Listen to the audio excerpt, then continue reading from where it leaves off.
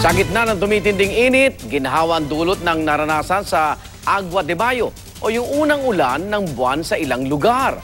Marami pong pamahiin tungkol dyan ng mga Pilipino. Ang Pag-asa, may paalala. Saksi si Lala Roque. Lalo pang iinit at lalo pang magiging maalinsangan ngayong Mayo dahil pa rin sa easterlies o mainit na hangin mula sa silangan. Posible pang araw umabot sa 36 degrees Celsius ang temperatura.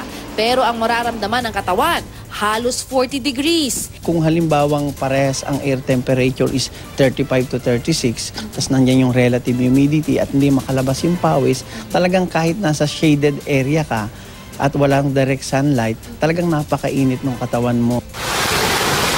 Pero sa gitna ng init, biglang umulan sa ilang lugar sa probinsya. Dahil unang ulan ng Mayo o Agua de Mayo, nagsipaligo ang ilang bata. Naligo rin sa ulan ng ilang taga-Ginobatan Albay. Pininiwala ang nakakalakas ng katawan ng Agua de Mayo. Sa Ormoc, Leyte naman, inipon ng Agua de Mayo para gawing Agua Bendita o Holy Water. Pamana pa ng mga Kastila ang mga paniniwala kaugnay sa Agua de Mayo na pininiwalaan din ng ilan na nakakaganda ng kutis at buhok. Ang paniniwala patunay rin na noon pa man, talagang inuulan ang ganitong buwan. Sabi ng Pag-asa, normal ang biglaan pero panandalian lang na ulan o thunderstorms na mas dadalas pa habang palapit ang tag-ulan sa Hunyo. Yung mga thunderstorm days ng April is 4 days lang. Pero pagdating ng May, nagiging 12 days. So ibig sabihin, kung masusunod yung normal na thunderstorm days o mangyayari ngayong May na to, halos every other day, uulan dito sa Metro Manila.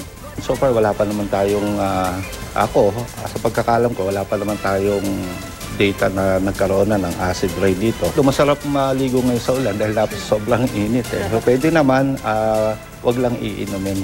Although pwede namang maligo kasi siyempre yung ulan na yun may kasamang mga pollutants. Ako si Lala Roque ang inyo, saksi.